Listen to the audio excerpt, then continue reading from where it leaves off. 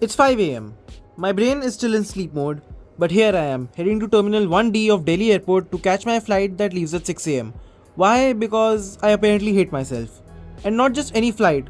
Oh no, I'm flying on Indigo's not so new A320, a non neo, aka the vintage edition. This plane has been around longer than half the influencers on Instagram. Namaste and a good morning from Delhi, Indira Gandhi International Airport Terminal 1D. Let's talk Terminal 1D. It's been renovated, which in aviation terms means they changed the tiles, added mood lights, and called it a day. To be fair, it looks cleaner, but the chaos remains untouched. Check-in was a free-for-all. Security is surprisingly smooth because half the scanners were switched off. Efficiency by elimination. Now, because I clearly enjoy contradictions, I decided to check out the NCAM lounge at Terminal 1D because what better way to cope with a budget airline than with a pre-flight buffet? To my surprise, the lounge was actually decent. It looked like it belonged in a different terminal.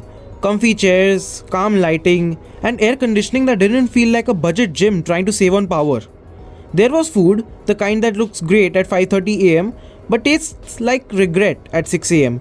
I grabbed some idli, sambar, and tea. The idlis were as confused as I was to be awake at this hour. Still, the credit when it's due. It's a good place to sit in silence and question all your dive decisions, including booking a 6 am flight. So, with the Terminal 2 closed for maintenance purposes, all the Terminal 2 flights have been shifted to operate from this airport, like some of Indigo's flights and Akasa Air, along with a couple of SpiceJet flights, operate out of this terminal as of now. Although I think that Indigo should, create some facility, some better privilege for their stretch passengers because they actually charge a lot of money when it comes to the stretch product. So it's basically like on metro to metro routes right now still after 6 months after launching because it's May 2025. Boarding began in zones. Indigo called Zone 1, so obviously everyone stood up because in India, zone is just a suggestion, like limited luggage. What followed was the usual polite chaos, a little pushing, a lot of confusion, and one auntie yelling, quote, "Beta, मैं पहले जाऊंगी, मेरी seat window है," unquote. Eventually, I made it through, more out of desperation than order. And there she was, the A320 non-neo, looking like she just woke up from a decade-long nap. Yes, she has chocolates. No, that doesn't make her new. That's like slapping a spoiler on a 2006 Wagon-R. The paint's fading. The engines sound like they've seen things in the cabin. Well, let's just say it's more functional than fashionable. But before we see it in person, here's the layout. So this A320 comes with an all-economy cabin with 180 seats in total in a 3-3 configuration. For this flight, I was seated on one of the best seats of the aircraft with extra legroom and recline.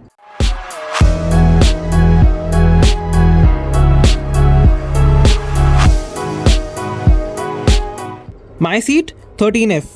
Probably the best seat on the aircraft with an exit row. Translation, more legroom, and your normal Indigo recline, better than none, right? And a sudden promotion to unofficial safety officer. During boarding, a crew member looked at me and asked, "You're okay with operating the emergency door?" I said yes, because apparently that's all it takes to be responsible for 180 lives.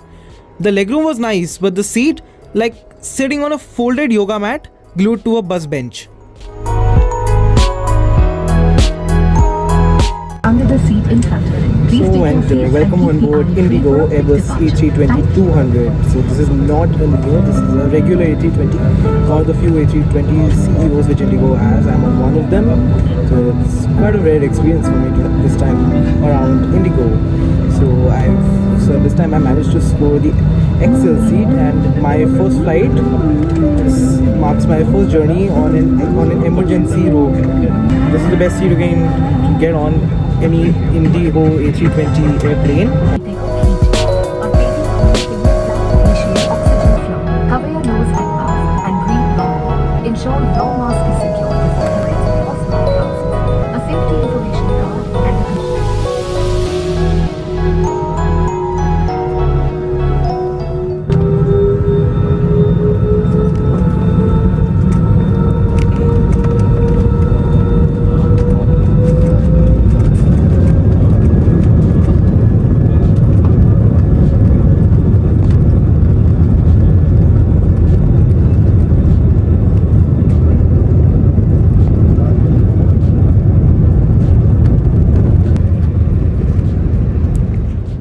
Takeoff was smooth, I'll give them that, probably because the aircraft was so light.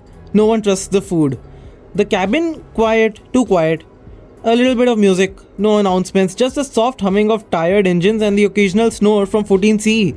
There was no service unless you had pre ordered, and even then it felt like the crew were playing hide and seek with the galley curtain. Entertainment? Only if you count watching a guy struggle with the tray table for 5 minutes. I pre ordered a sandwich because I believe in second chances even when the first 5 weren't great. They handed me a box, inside was something vaguely bread shaped, filled with something vaguely edible. I think it was cheese or glue, unsure. It came with a juice box, which of course was warm because chilling beverages on a budget airline is apparently too much luxury. Would I order it again? Only if the alternative was chewing on the safety card. And as any other normal Indigo flight, you can pre-order as well as purchase food on board using this menu, which is located inside the in-flight magazine. We landed in Jaipur early, surprisingly, which meant I had to start walking down those infamous aircraft stairs in 37-degree heat before my eyes had even fully opened. No aerobridge, obviously, because what's a short flight without a long walk on the tarmac? Jaipur Airport welcomed us with minimal signage, maximum heat, and that unmistakable vibe of you've reached, but not really. So, should you fly Indigo's non-new A320 at 6 am from Delhi to Jaipur? If you enjoy planes that feel like throwbacks, sandwiches that taste like regrets, and boarding systems powered entirely by chaos, then yes. Was it terrible? No. Was it memorable? Only because I documented every second of it. It's functional flying. Indigo knows how to get you from point A to point B without frills, thrills, or spills. But let's be honest, a little frill won't hurt. Thanks for flying with me. Metamorphically, of course. I hope this review gives you laughs, warnings, and at least one moment of, yup, that's happened to me. Hit that like button if you've ever had a 6 am flight and questioned all your life choices. Subscribe for more brutally honest, painful, real aviation reviews. And hey, drop a comment. What's the worst airline sandwich you've ever had? I'll rate it out of 10. Spoiler, nothing beats mine. Nothing. So until then, avoid the middle seat and safe travels.